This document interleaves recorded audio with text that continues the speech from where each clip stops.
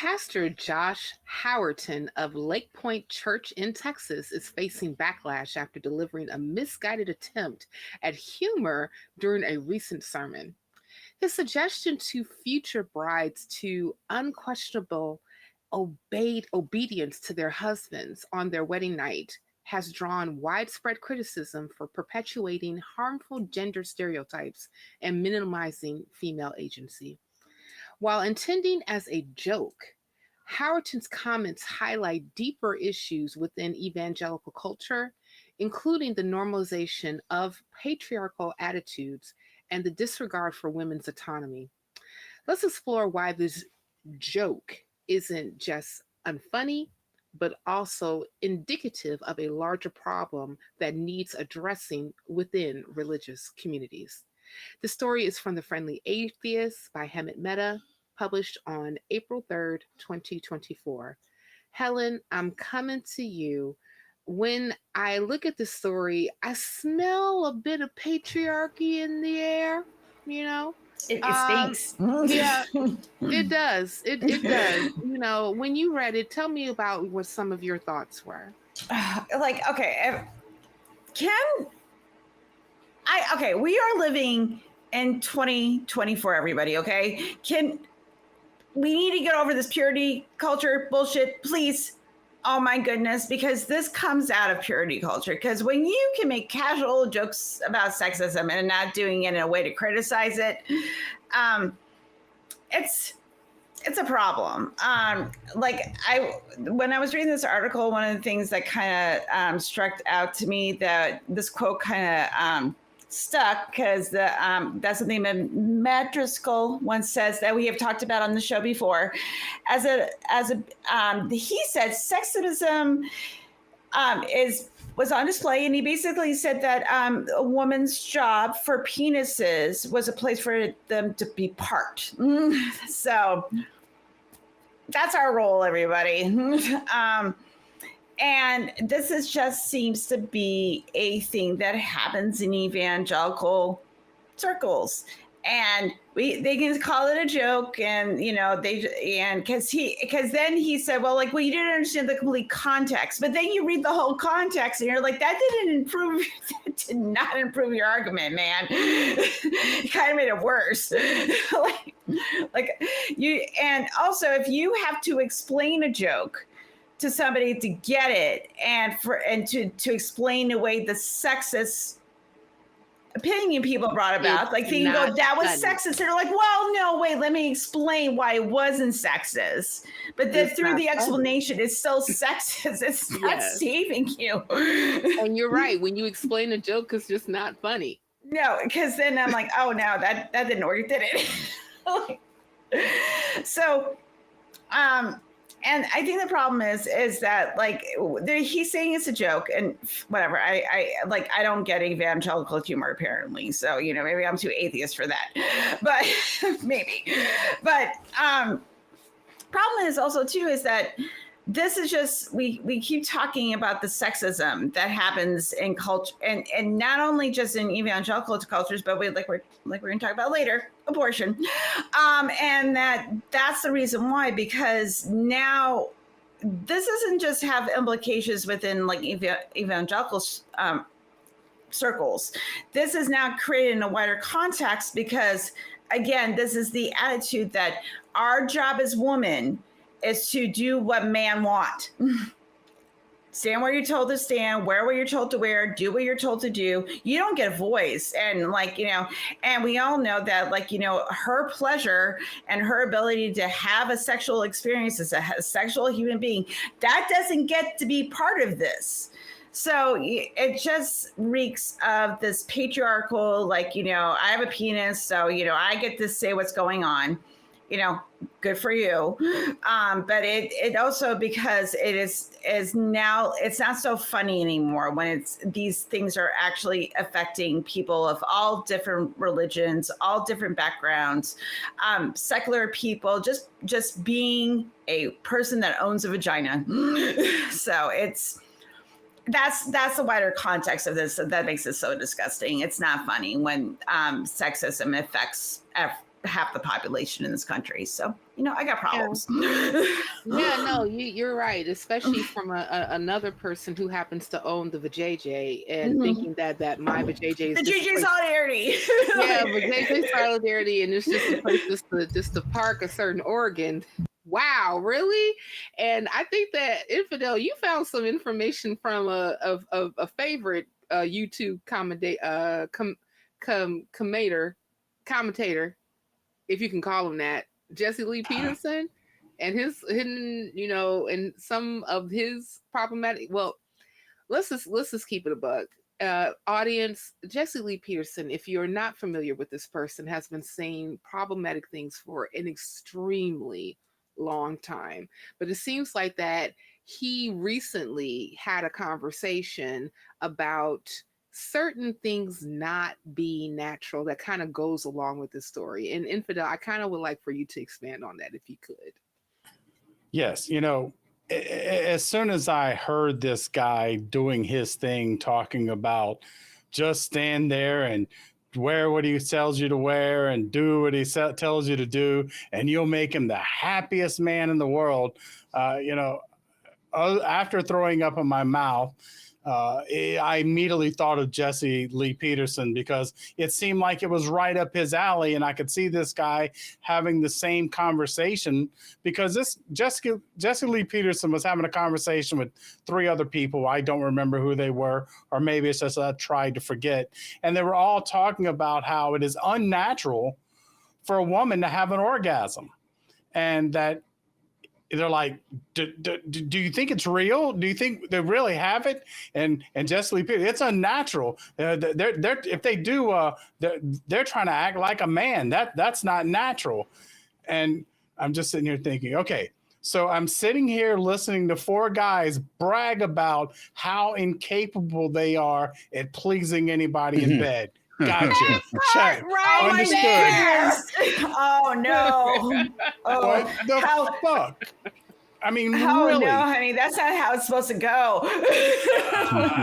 and their conversation went downhill from there. That's the best part of it. But it's that complete disregard for sexual fulfillment of a woman, but it does sound like a really bland sex life. It did make sense to me why so many people on the right always seem so pissed off. If that's the way they're doing things, I understand why the men and the women are pissed, because that sucks. And you know what? Since it was mentioned by the original guy of let me give you a nugget of advice here. Let me give everybody a nugget of advice on marriage. This is gold here. Is everybody listening? Don't. Okay, that was really what I had to do and say about marriage. But yes, you ought to look that video up sometimes. But once again, it's almost just like this Patriarchy 101 with bad humor and a mediocre laugh track. Jeez, my goodness. I kind of sense that that's exactly what's going on. Just stand there, because more than likely you're not going to enjoy this experience, lady. So, and because your partner is an inept lover, just go for it. Just take it in stride, and Jesus will be pleased. Jason, yeah, I don't know about Jesus being pleased, and I don't even know about the person that's on the other side of this thing being pleased. But I think of this whole wives be submissive to your husbands as it is fit in the Lord, and how that rhetoric in itself can be problematic. And I know that you talked a little bit more, or you had some thoughts a little bit more on that, and I would like for you to go ahead and share those thoughts if you would. All right, this fucking guy,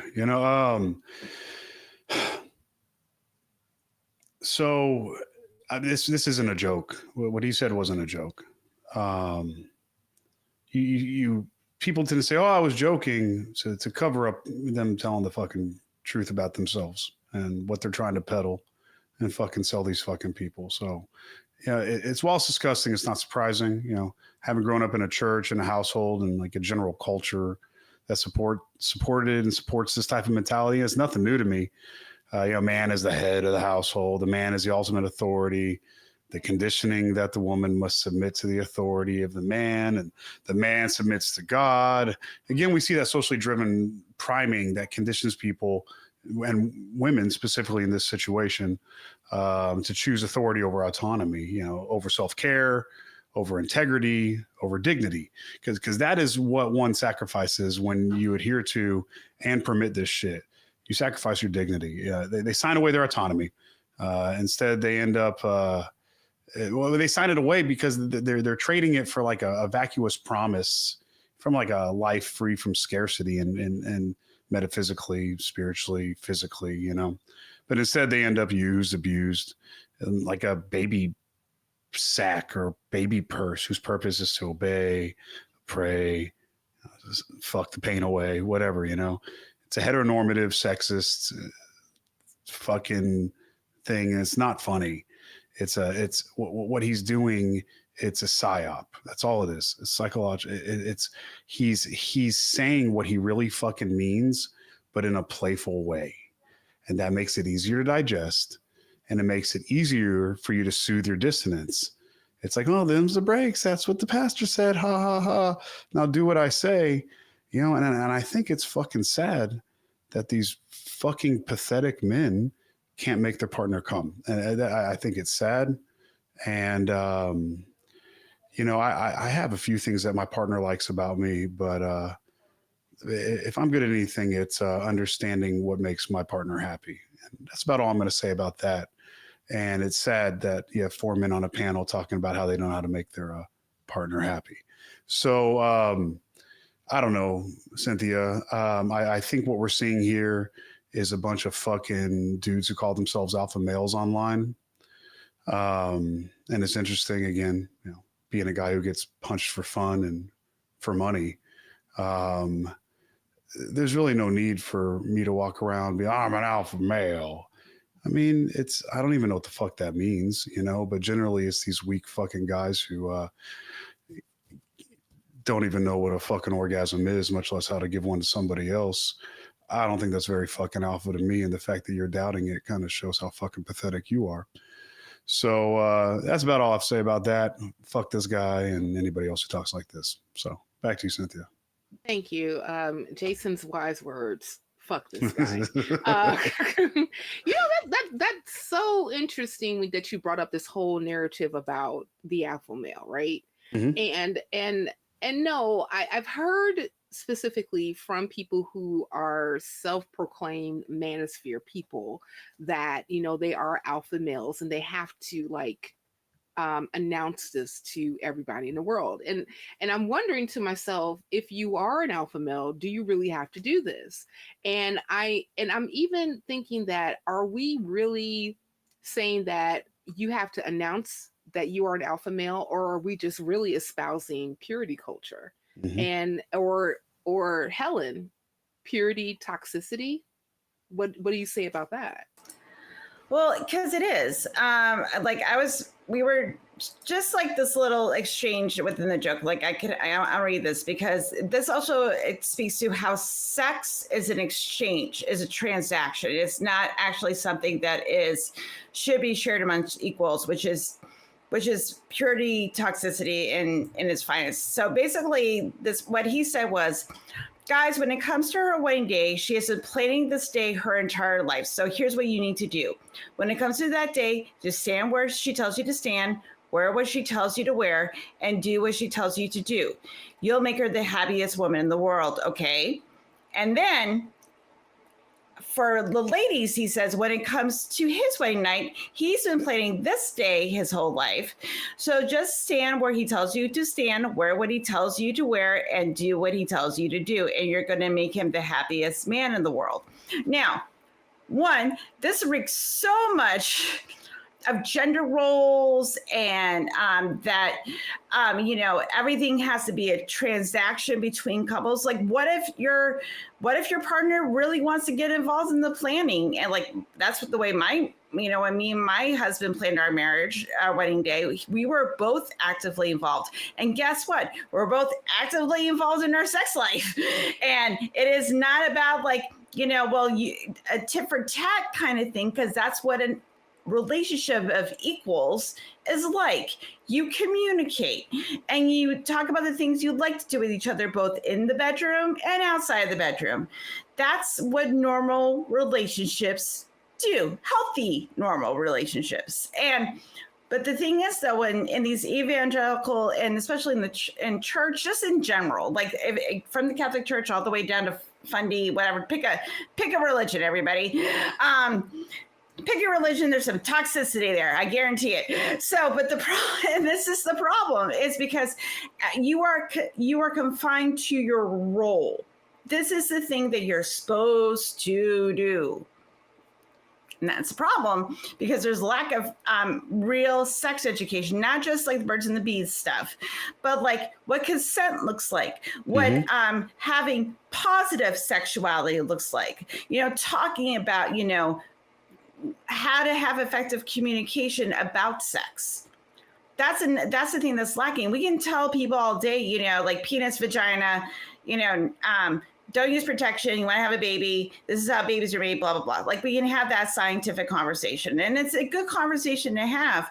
But what kind of conversations are we talking about equality in the bedroom? What kind of conversations do we have with young people about, like, what does consent look like? How to give somebody an orgasm? That would be a really good conversation to have. There we go. And then it's kind of funny, Jason, we're talking like, in Infidel, you were saying about like four men just sitting around talking about like how they can't make someone have an orgasm. And I'm like, you have to do some mental gymnastics to think that like that is something you are proud of. And you think that if a woman has an orgasm, it's a natural. I'm like, well, then you're not doing things right. That's a you problem. That's a you problem. And it goes back to shame. It goes back to, this gender role bullshit, this idea that the only way that I can see myself as a man if I don't make my partner come, if I don't treat her like she's an equal in the relationship. It's a very twisted way of thinking, and that's what religion does. And then when people, make sexist jokes like this and we call them out, they try to explain in a way, it's like, no, this speaks to a wider problem that we have within society. This is not just in churches, because as I like to say, just because you think it's only a religion problem, it does spill over into other aspects of society where people think that religion should dictate what is said in society. So that's my 2 cents. So That's 3 cents. my 2 sexy cents. Yeah, 2 sexy cents, and I'm going to add a cents onto that because it was rich. But I think that you bring up a really good point about how these conversations basically go to, this is how sex is supposed to be in a heteronormative, I'm putting that in air quotes, way. So any person who happens to be in a heterosexual a relationship, just expect that your sex life is just going to be dull and uninteresting, and especially if you are a cisgender woman in your in this particular partnership, that you should get no pleasure out of this whatsoever, because your role in this particular relationship is completely about utility. It's not about you having pleasure. It's not about you having autonomy. It's not even about you having a conversation with your partner about what feels good.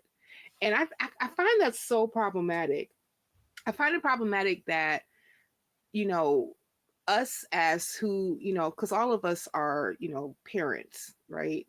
And I think that, one of the things that we should be able to do is to have proper conversations about sex with our children, right? Oh yeah. And I think I think that just the birds and the bees is not enough. I think that there should be a variety in a more responsible way, of course, about how sex should be, and definitely how to communicate with your partner or partners or however you decide to set up your relationships so that they're healthy and fulfilled. And Mhm. and one of the things that the church, especially in evangelical circles, do is that they completely rule that out. Like, sex is only supposed to be about reproduction, right? But the percentage of people who are able to reproduce from the time that you are actually in a sexual act is actually pretty low. So this whole particular argument about utility to reproduction to produce a child, and that's only what sex is supposed to be, is so fallacious.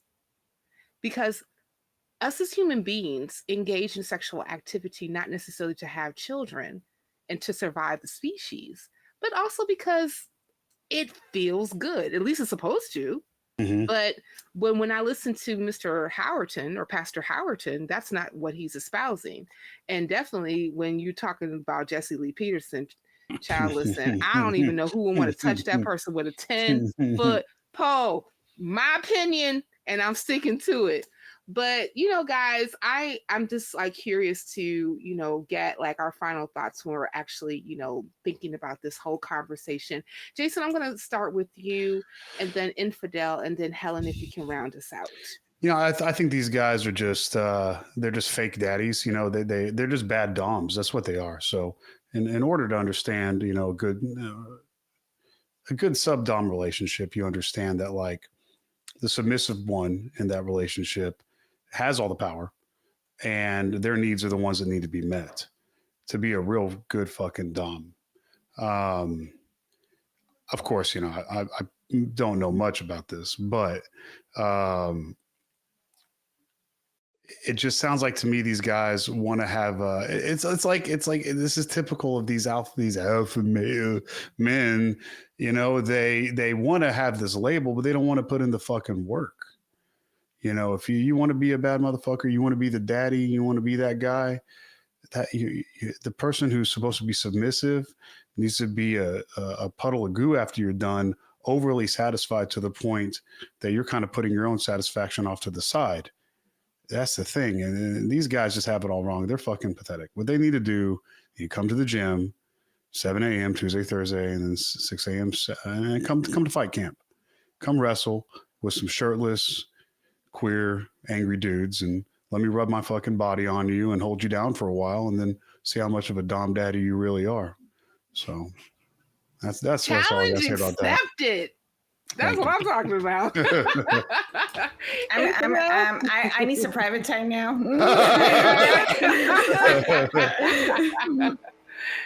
Glad the segment's almost over. You gotta wait, Helen. I'm sorry. Go ahead. First, I've got to say that as a person who's worn an alpha male shirt on this show with my unicorn and nice rainbow,